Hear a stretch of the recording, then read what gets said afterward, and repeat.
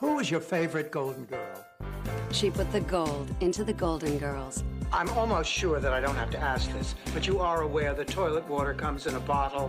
When they were handing the script out, it said Dorothy, a B. Arthur type. The real Bea is nothing like the domineering character she has played on TV. Everybody in New York said, what was Bea Arthur like? Did you get along all right? You know, she scared you to death. I said, scare? What are you talking about? She's an extraordinarily private person. If you ask me who lives at home in that head, I honestly couldn't tell you. The character she played in Golden Girls was 180 degrees from the quiet, reticent woman that Bea Arthur is in real life. She just would rather stay home and walk around with no shoes on. She gave up her own happiness to make people laugh. It took a toll on my marriage, on my family life. And hers was a career that almost didn't happen. She said, you have the talent. It's a matter of bone structure. At which point I thought, I'll get even with you, you miserable. Now, with over 50 years in show business, Bea Arthur is getting the last laugh and telling her story to make people laugh. All in took a toll on my marriage, on my family She's life. also singing about a career that almost didn't happen. She said, you have the talent. It's a matter of bone structure. Just amazing. At which point I thought, I'll get even with you, Now, the story of a woman who became an unlikely diva. 50 years in show business, Bea Arthur is getting the last laugh. This is Lifetime's intimate portrait of Bea Arthur. All in took a toll on my marriage.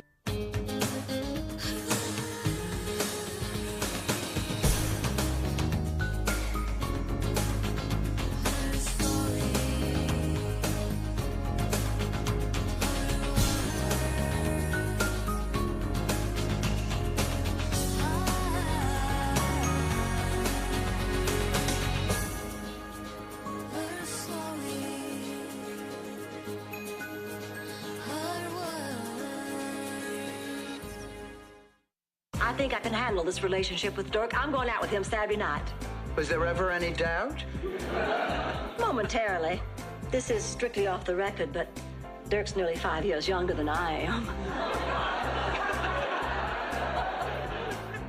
Then what, Blanche? Dog years? For 7 years, Bea Arthur made television audiences laugh with her clever comebacks on The Golden Girls. We did extraordinary work on Golden Girls. And of course, the thing is on now, 3 hours a day, all over the world, you know, and everyone loves it. With the ongoing replays of the show, I think right now we're on 6 times a day all over the country. You can't walk through an airport. I mean, you check in your luggage and the skycap hugs you, which is lovely. We became a family. And it's a cliche, but it's particularly true in show business. We had the happiest set. Everybody who came to visit said, all of our guest stars said, wow, it's always fun to be here because there's no problem. There's no ego going on, no strife. Everything's lovely. And it was. It was. As Dorothy Zbornak, Bea Arthur was the show's voice of reason. She represented an aisle of sanity who could look at the other 3 characters from the audience's perspective. And she was able to deliver that week after week. Bea was surprised to discover her talent for comedy nearly 30 years earlier while singing off-Broadway.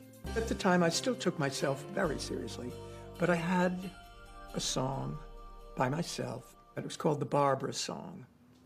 And the lyrics were, I used to believe in the days I was pure.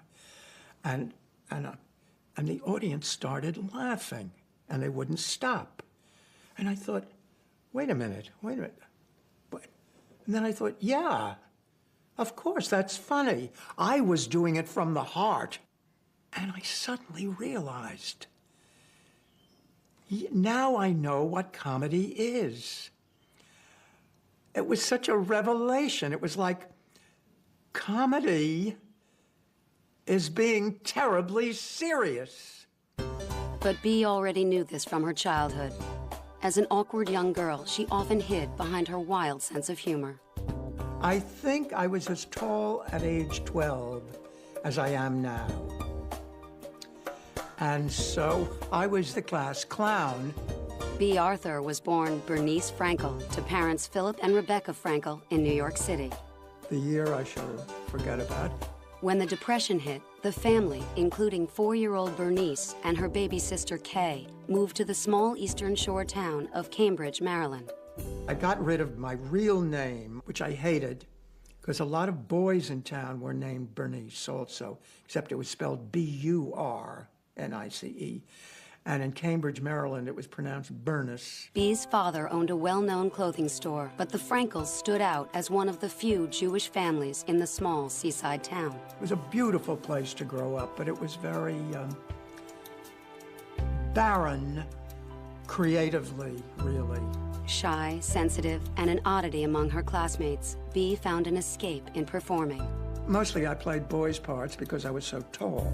And at that age, and all I wanted to be was a little blonde starlet, you know, who sang and danced.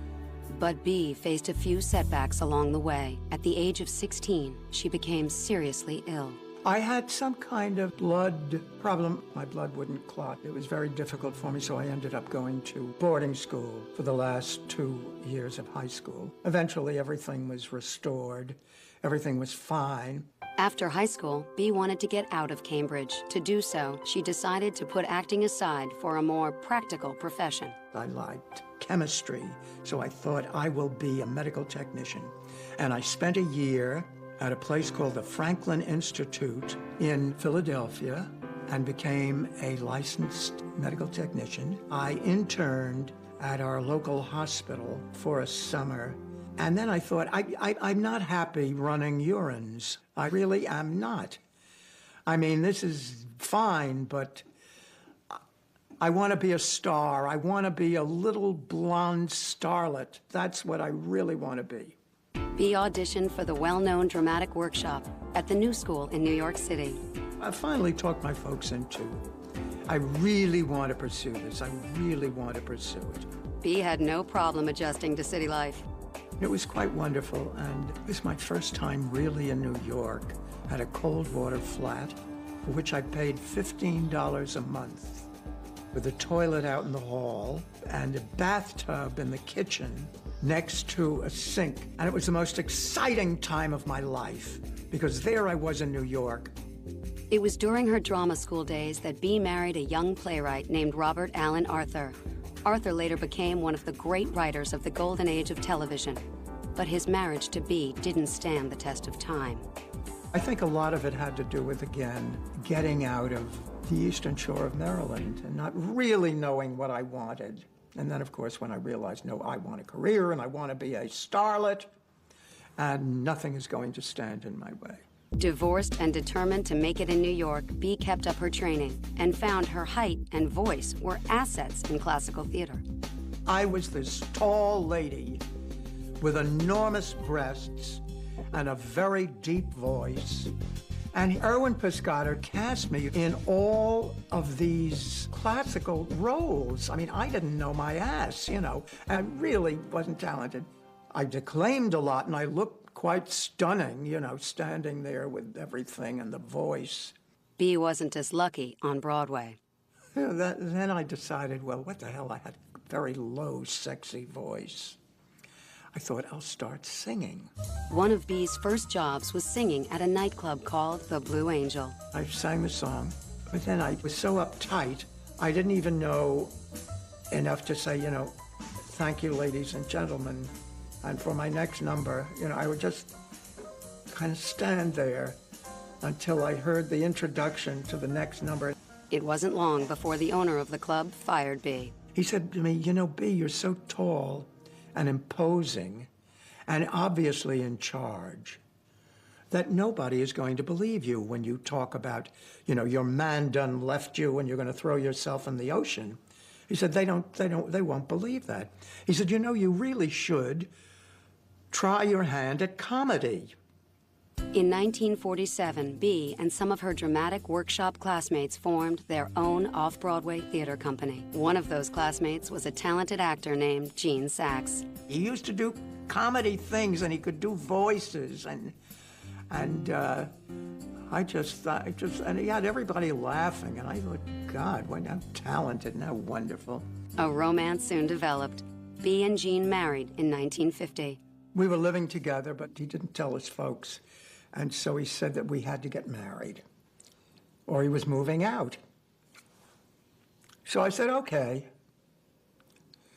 I really didn't want to get married again, but I thought, you know, rather than be without him. So we got married. Though hesitant at first, Bea found new confidence in marriage. She was cast in several touring variety shows, and in 1953, she had her comedic breakthrough in the off-Broadway musical, The Threepenny Opera. It changed my life completely, of course. I mean, once you hear a laugh like that, you know, there's no stopping. But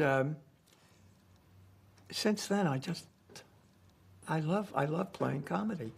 And it's as though after that, everything happened for me. Suddenly, Bea's stage career took off, and in 1954, she made an everlasting impression on a young writer named Norman Lear. I went to a Broadway show called Shoestring Review, and the curtain parted at one moment in this production, and a woman, a big woman, a beautiful big woman, was leaning against a lamppost, swinging a purse, as I remember. And she sang a song called Garbage, a torch song. And every time Beatrice Arthur sang the word garbage in that voice, so unique to her, it was unforgettable. In 1956, Bea was asked to understudy former screen goddess Tallulah Bankhead in the famed Ziegfeld Follies. She appeared at the head of this staircase in a white form-fitting satin gown with a white fur floor-length stole. She was so gorgeous anyway, and she took her time coming down the staircase to this tumultuous applause. And I thought, my God, I thought that stage presence. After the show, Bea got a rude awakening from the famous prima donna. She said, you know, you, Beatrice, you know, you, divine Beatrice, and you were the only one who asked me what it was like coming down that staircase. And I know what you were thinking. You were thinking, it could never happen to me. What does it feel like? Which I didn't know what to say. She said, I want to tell you something, dear. It's strictly a matter of bone structure. She said, talent, because you have the talent. It's a matter of bone structure. At which point I thought, I'll get even with you, you miserable. As a young actress, Bea Arthur never thought she'd play a leading lady. Let's face it, until Streisand arrived on the scene, nobody could become a leading lady, you know, unless they were magnificent looking. At 5'9" with a baritone voice, Bea could be quite intimidating. That voice, you just hear it. Hello, George. And you go, oh my God, it's Bea. But her appearance didn't matter. Her comedic talent was strong, and television came calling. As a result of the Ziegfeld Follies, I started getting asked to do what we call under fives, meaning if you had under 5 lines, they had to pay you very little. And I would be called on to work doing under fives with various comedians. I did a number with Sid Caesar, which I adored.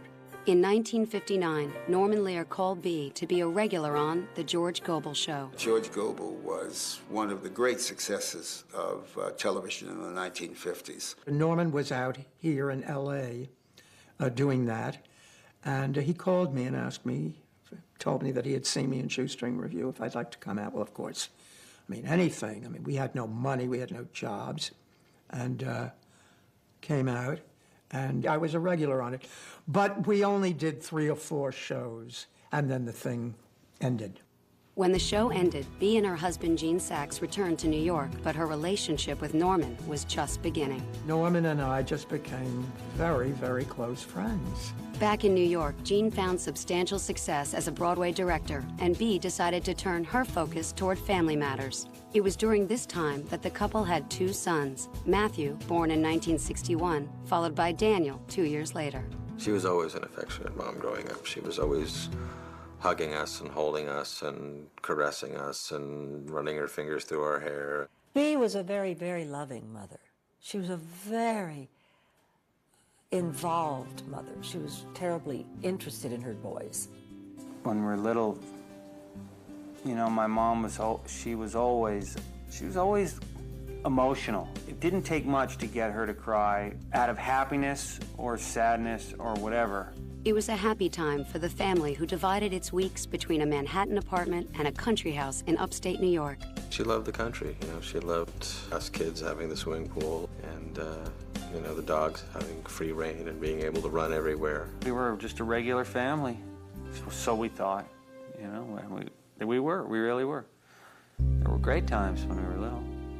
But in 1964, Jean contracted hepatitis, and it was Bea who became the Broadway breadwinner in the hit musical Fiddler on the Roof. I stayed with it for a whole year because Jean was quite ill at the time with hepatitis, and so I was like really the sole breadwinner that year. Jean's health gradually improved, and by 1966, he was hired to direct the Broadway musical Mame. I know she wanted to play Mame, and I think that Gene Sachs, her husband, probably put her forward as a possibility to play it before I kind of came into the picture big. And so I don't think she ever quite got over it. I can say that in all honesty, and I think she would agree. Of course, Angie got the part. I guess it was a matter of bone structure. Disappointed, Bea took the supporting role of Mame's best friend, Vera Charles. Curtain calls came, and of course there was the cast, and the next to the last curtain call was Angie and me. And we came down the stairs. Not together, you understand, because Mame came first. She was dressed in white, and I was dressed in black. And I remembered saying, the next time I come out in a show, I am going to be wearing white. That to me was like, that means I have arrived. Both Bea and Angela walked away with Tony Awards that year. She got it for lead actress in a musical, and I got it for supporting actress in a musical, in the black dress. Despite having to wear the black dress, Bea formed a lifelong friendship with her co-star. We have this extraordinary relationship, which you say these two people don't belong together, but we actually get along very well. We could be sisters, except we don't fight and hate each other, you know what I mean? There's such tremendous respect for each other's talent. In addition to the friendship, Bea and Jean's creative collaboration brought their family closer together. Gene thought Bea was very, very funny. You know, he always thought she made him laugh. She really did. He was tickled by her. And they had these two little guys, little boys, you know, Danny and Matthew. And so they had a family going. Both my parents' careers were really happening, were really doing well. So they were getting big jobs all the time and doing on Broadway, and my dad was making movies. After a year on Broadway, Bea again took time off to be a stay-at-home mom. Jean started to direct films, and in 1971 went to Los Angeles for a job. Bea was set to join him when she got a call from Norman Lear. It was the call that would change her life forever. In 1972, Bea Arthur did the unthinkable. They uprooted us all from New York. She was lured to Los Angeles by her good friend, producer Norman Lear. When he did All in the Family, and it was so very popular, he called me and asked me to come out and play a part. And I said, oh, please. I didn't want to come out. I said, first of all, I don't like flying. And what if the part, if you write something for me and I don't like it? I said, I'd feel terrible, you know, because you're my friend, and I couldn't say no. Bea played Edith Bunker's cousin Maud, a liberal, 5 times married feminist who was the first to put Archie Bunker in his place. I wanted to see him beaten, verbally beaten. Apparently it was the first time anyone had ever spoken back to Archie Bunker. It was very clear to all of us that there was a show in this woman and this character. Norman called me the next day after we did it and said, they're giving you your own series. So out we came. that was kind of changed our lives because we all moved from New York to California. Gene did not want me to take it because it involved moving out to California, you know, and his job, his profession was in New York. But we talked it over, and I think he thought it's too good a deal not to. A product of the feminist movement, Maude was unlike anything previously on American television. She was middle-aged, strong, and opinionated. We've been through an awful lot together. A lot. 6 husbands, your 2, my 4. The combination of B. Arthur and Norman Lear was pure genius because Norman had thoughts that only B could really convey. We shared a sense of madness. And, you know, you can't be mad, in the way I mean mad, without a deep, deep understanding of the human condition. And this is what made her so exquisitely funny. The show presented tough issues with sincerity and humor. Vivian, I'm pregnant. But it wasn't without its share of controversy. Norman liked to include in his comedy things that pertain to what was happening in the real world, like chemical dependency, alcoholism, abortion. I mean, my God, that was the first time anybody even discussed abortion, let alone had one. I think the way it was treated was very graceful and real. She was supposed to be 49, and this was definitely an unexpected menopausal baby, and she agonized over the decision. Just tell me, Walter, that I'm doing the right thing, not having the baby. For you, Maude, for me.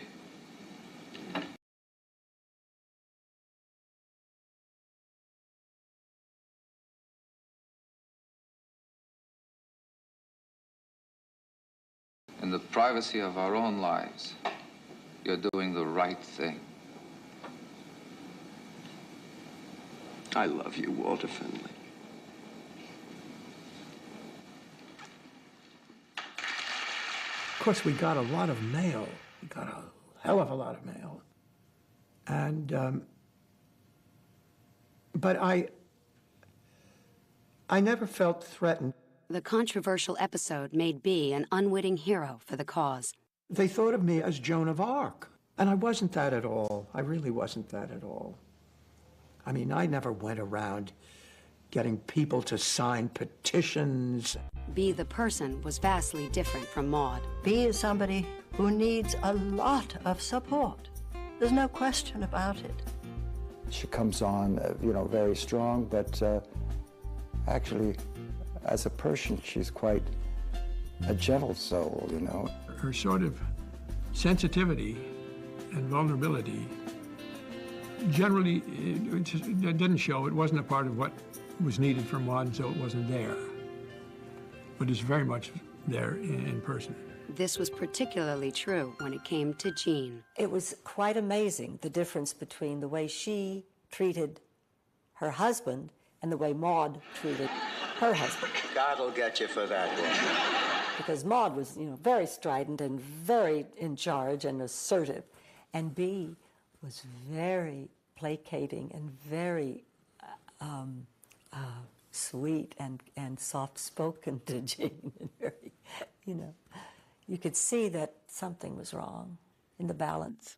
Unfortunately, at the time that Maude came about, Jean's career was not going that fabulously. B had become a superstar, and Jean was standing in her shadow. He would sometimes just get shoved out of the way at these functions that they would go to. I don't think there's anything more difficult in life than for a man who has a talent, who needs to be working, such as in the case of Jean, to be tied into a situation that he found himself with B. I mean, it's obvious that could cause a rift in their marriage.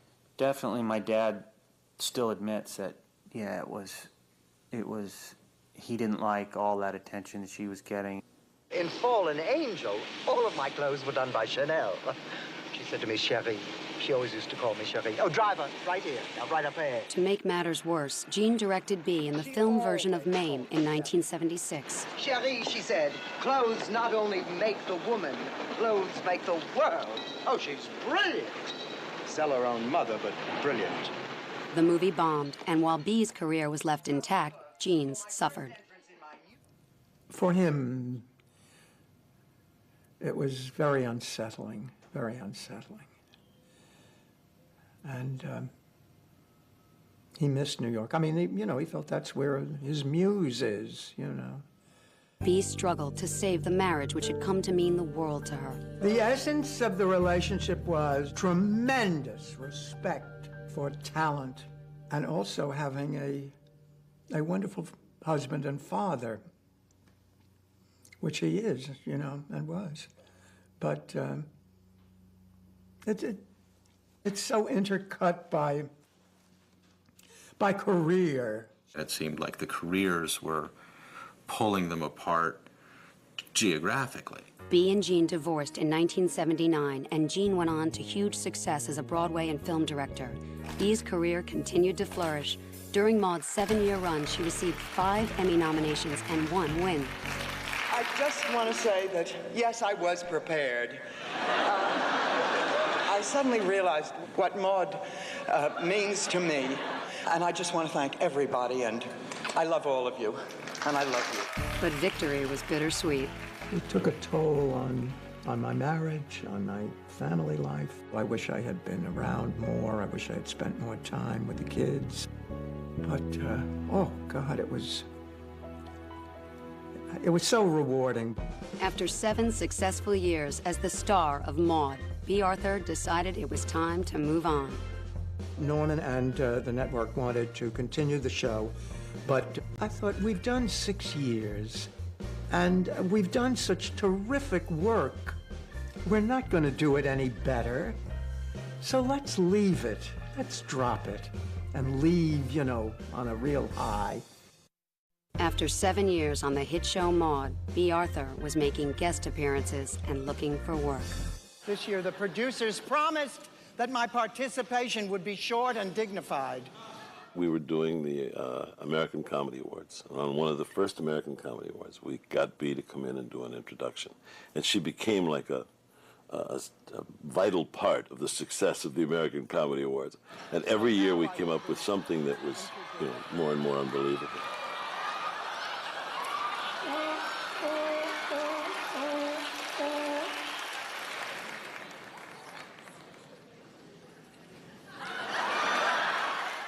Bea hosted her own television special and appeared on a number of sitcoms and variety shows. I was doing bits and pieces here and there where I would be anything but Maude. Please bless me, Father, for I have sinned. It has been 6 weeks since Mother. my... What? Please bless me, Mother. I am Mother Ann, the first woman priest in this parish.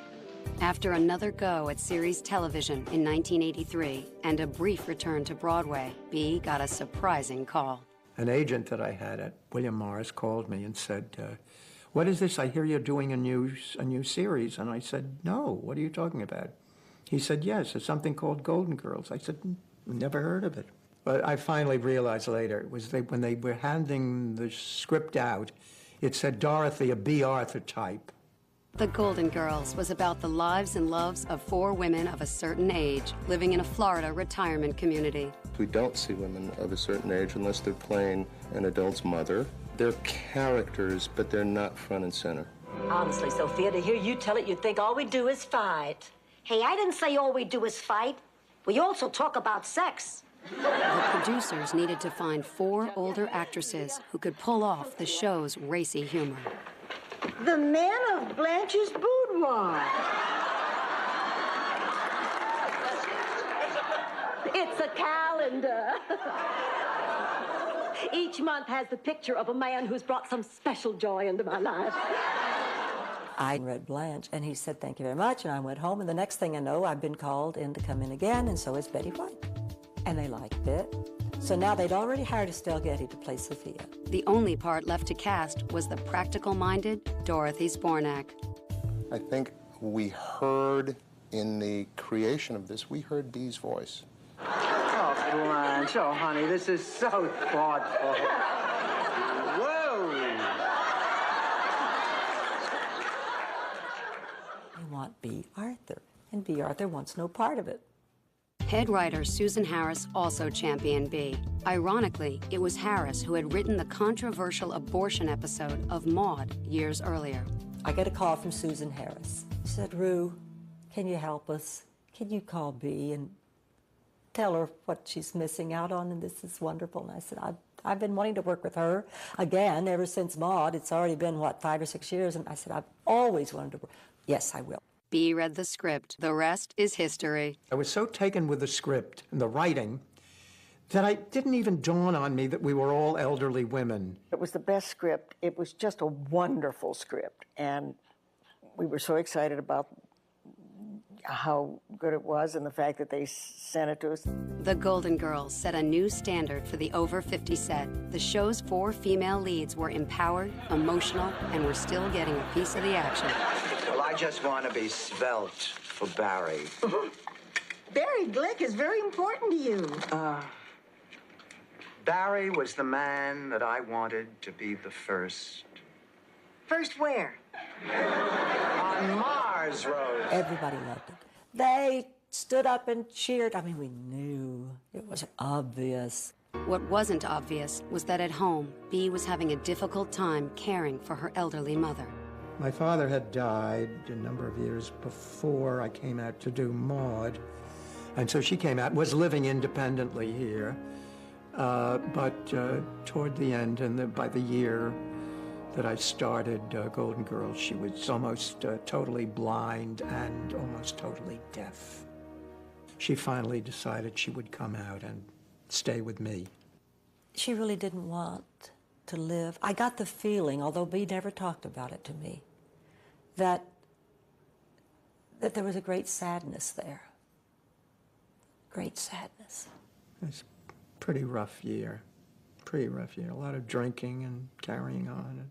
Bea's mother died just as Golden Girls was becoming a hit. Through it all, Bea was a consummate professional, and in the wake of her grief, she continued to make people laugh. Blanche, are you pretending you just found your first gray hair again?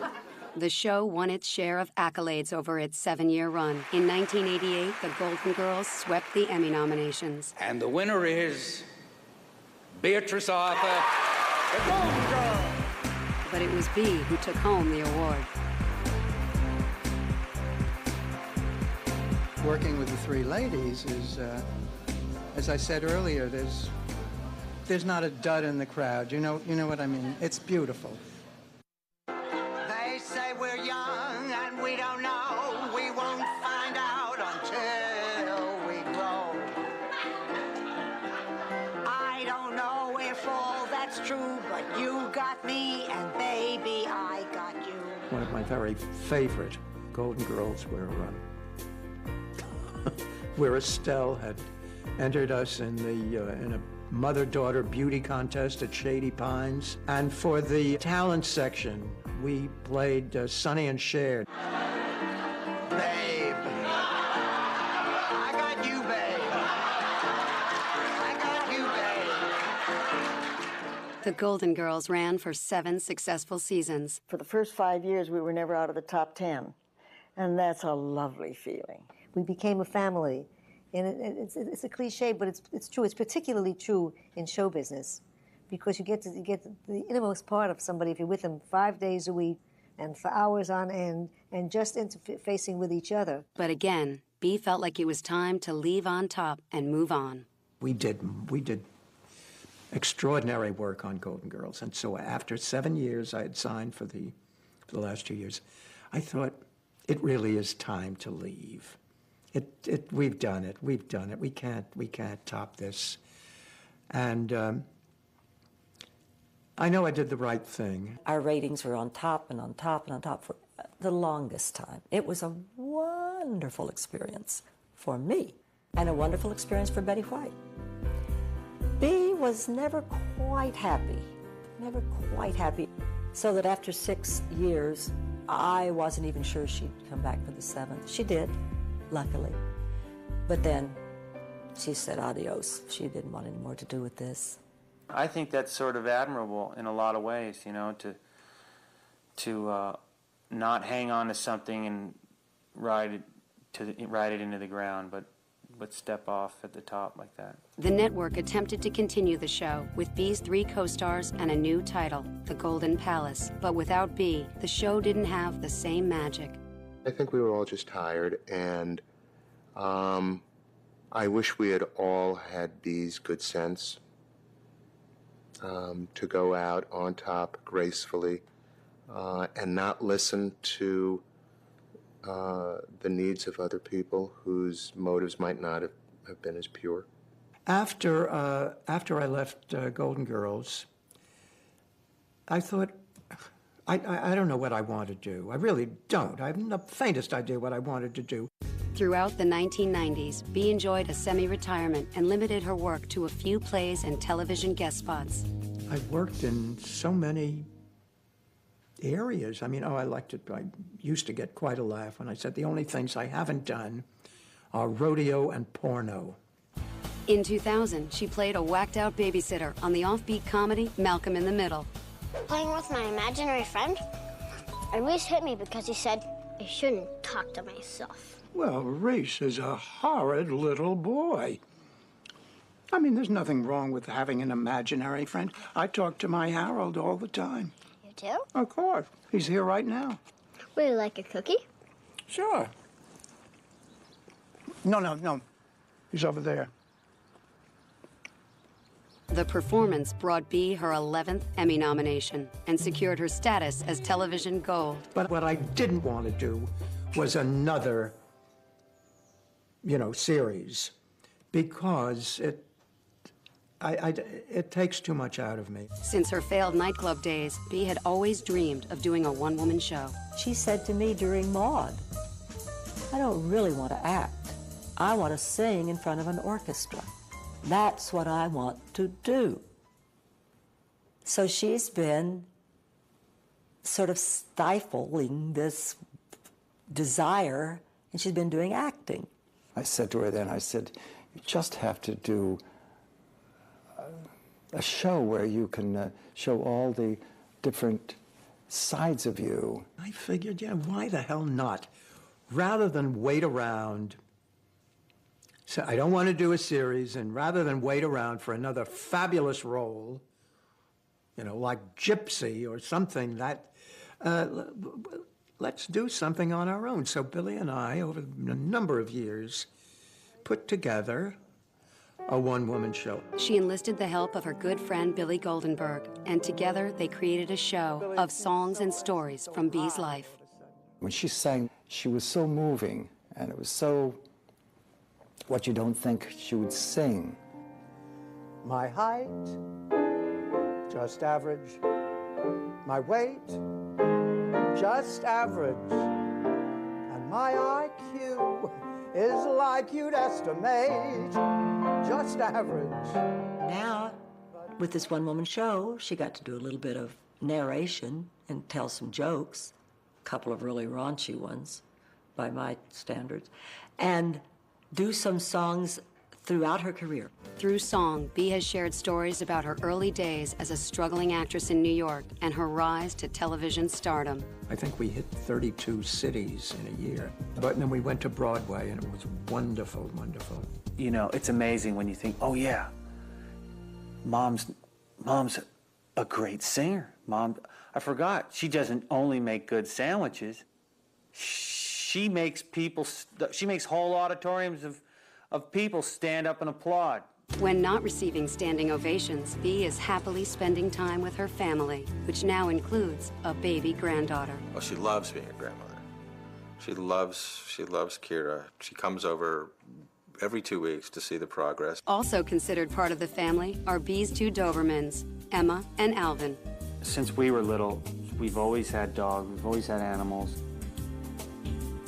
And Mom tends to name animals people names and talk to them like about their problems. Albert, come on. Come with us. Albert does not trust us. Bea loves dogs. She loves big dogs. The remains of a poop. You could confuse the bark of these dogs with the bark of Bea. Bea has extended her love of animals to her charitable work. Hi, I'm Bea Arthur. Please call Peter for free information on effective animal-friendly brands. Bea also keeps up with the friends she's made over the years.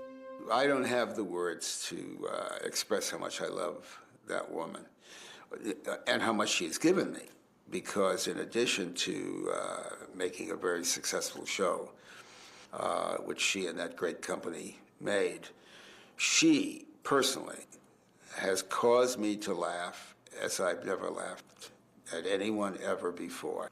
Bea is one of the most loyal people that you'll ever know. And she is loyalty itself to me, and I to her. And with her one-woman show, Bea has cast herself as the diva she was told she would never be. I am having such a good time now, doing something that I feel it is sort of the fulfillment of everything that I've done, and I'm accomplishing what I wanted all my life, and wearing the white gown.